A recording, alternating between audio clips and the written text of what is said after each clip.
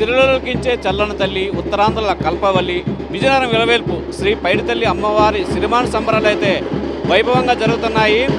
అమ్మవారి సిరిమాన ఉత్సవాల్లో ప్రధాన ఘట్టాలైనటువంటి తొలేళ్ళ ఉత్సవం అలాగే సిరిమానోత్సవం ఈ 2 రోజులు జరగనుంది. ఈ రోజైతే తొలేళ్ళ ఉత్సవం, అమ్మవారి తొలేళ్ళ ఉత్సవం అయితే వైభవంగా జరుగుతుంది. ఆ ఘటాల ఊరేగింపుతో అయితే భారీగా తరలివస్తున్నారు. కేవలం విజయనగరం ప్రాంతం నుంచే కాకుండా ఇతర రాష్ట్రాల నుంచి కూడా భారీ ఎత్తున అయితే భక్తులు తరలివస్తున్న పరిస్థితి అయితే ఉంది. ఈ రోజు అయితే అమ్మవారి తొలేళ్ళ ఉత్సవం జరగనుంది. రేపు మంగళవారం ప్రధాన ఘట్టమైనటువంటి సిరిమానోత్సవం అయితే జరగనుంది. ఈ సిరిమానోత్సవాన్ని తిలకించేందుకైతే భారీ ఎత్తున భక్తులు తరలివస్తారు. అలాగే దీనికి సంబంధించి అయితే భారీ ఎత్తున ఏర్పాట్లు జరిగాయి. సుమారు 6 లక్షల మంది భక్తులైతే అమ్మవారి ఉత్సవాన్ని తిలకించేందుకు రానున్నారు. ప్రధానంగా చూసుకుంటే ఈరోజు తొలేళ్ళ ఉత్సవం అంటే అమ్మవారికి తొలి ఏరు అని అర్థం. అంటే తొలి ఏరు అంటే రైతులకు సంబంధించిన పండుగ ఇది.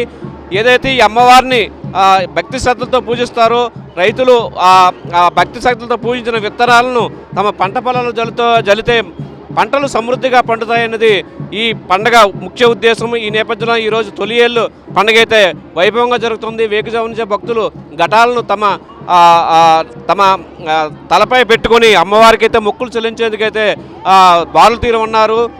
సాధారణంగా అయితే ఈ రోజు నుంచి రేపు మధ్యాహ్నం వరకు కూడా అమ్మవారికి భక్తులైతే దర్శనాలు కల్పిస్తూ ఉంటారు. దర్శన సౌకర్యం కల్పిస్తుంటారు. ఈ నేపథ్యంలో భారీ ఎత్తున అయితే భక్తులు తరలివస్తుంటారు. కేవలం ఉత్తరాంధ్ర నుంచే కాకుండా అటు ఉమ్మడి తెలుగు రాష్ట్రం అలాగే ఒడిశా, ఛత్తీస్గఢ్, జార్ఖండ్ రాష్ట్రాల నుంచి కూడా భారీ ఎత్తున అయితే భక్తులు తరలి వచ్చే అవకాశాలు ఉన్నాయి. ఇప్పుడు మన వద్ద ఆలయ ప్రధాన పూజారి బంటుపల్లి వెంకటరావు ఉన్నారు.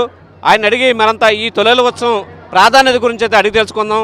అలాగే ఇతర ఏర్పాట్ల గురించి కూడా అడిగి తెలుసుకునే ప్రయత్నం చేద్దాం. వెంకటరావు గారు ఎలా ఉన్నారు?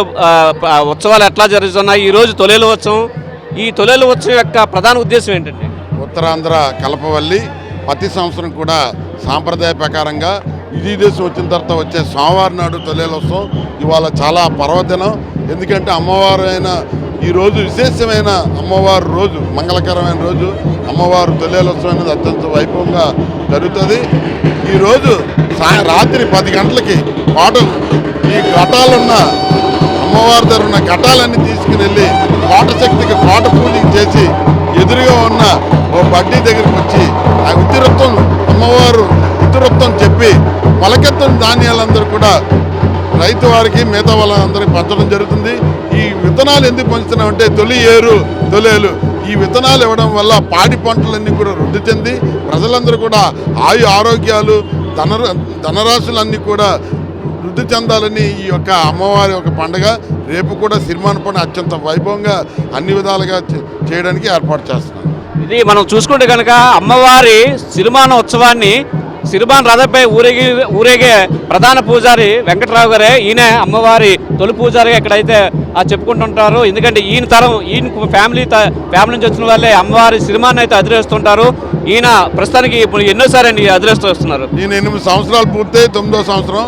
గతంలో మా నాన్నగారు బంటిపల్లి బైరాగి నాయుడు గారు అందరికన్నా ఎక్కువగా 27 సార్లు సిరిమాన్ ఎక్కారు. తర్వాత నేతేటి శ్రీనివాసరావు 1 సంవత్సరం ఎక్కారు. తర్వాత తాళపూడి భాస్కర్ గారు 8వ సంవత్సరం ఎక్కారు.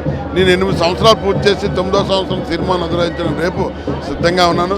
కాబట్టి భక్తులందరూ కూడా అమ్మవారిని దర్శించుకొని సిరిమాన్ దర్శించుకొని ఆరోగ్యాలు అష్టైశ్వర్యాలు పొందుతారని మీ ద్వారా తెలియజేస్తున్నాను. జై పైడి మా. ఇది మొత్తమే చూసుకుంటే కనుక ఈరోజు తొలేళ్ళ ఉత్సవం అయితే వైభవంగా జరుగుతుంది చెప్పుకోవచ్చు. తొలియేరు అంటే రైతులకు సంబంధించిన పండుగ కాబట్టి అమ్మవారి పూజ అనంతరం ఎవరైతే పూజారి రైతులకి అక్షతలు ఇస్తారో అక్షతల్ని తమ విత్తనాల్లో కలిపి అవి పంట పొలాలు జరిగితే కనుక పంటలన్నీ కూడా సమృద్ధిగా పండుతాయనేది ఇక్కడ సాంప్రదాయం. ఈ నేపథ్యంలోనే ఈరోజు తొలియేళ్ళు జరుగుతుంది. రేపు ప్రధాన ఘట్టమైన సిరిమానోత్సవం అయితే జరుగుతుంది. ఈ ఉత్సవాన్ని తిలకించేందుకు దాదాపు ఈ ఏడాది అయితే 6 లక్షల మంది తరలి వస్తున్నట్లుగైతే మనకు సమాచారం ఉంది. ఈ నేపథ్యంలో భారీ ఎత్తున ఏర్పాట్లు కూడా జరిగాయి. మొత్తమే చూసుకుంటే కనుక ఈ రోజు నుంచి 2 రోజుల పాటు ఈ ఉత్సవాలు అయితే వైభవంగా జరగనున్నాయి. కన్నుల పండుగ జరగనున్నాయి. ఈ మేరకు అయితే అధికారులు అయితే పూర్తి ఏర్పాట్లు చేశారనేది చెప్పుకోవచ్చు. కెమెరామెన్ శ్రీనివాస్తో నాయుడు, 10 టీవీ, విజయనగరం జిల్లా నుంచి.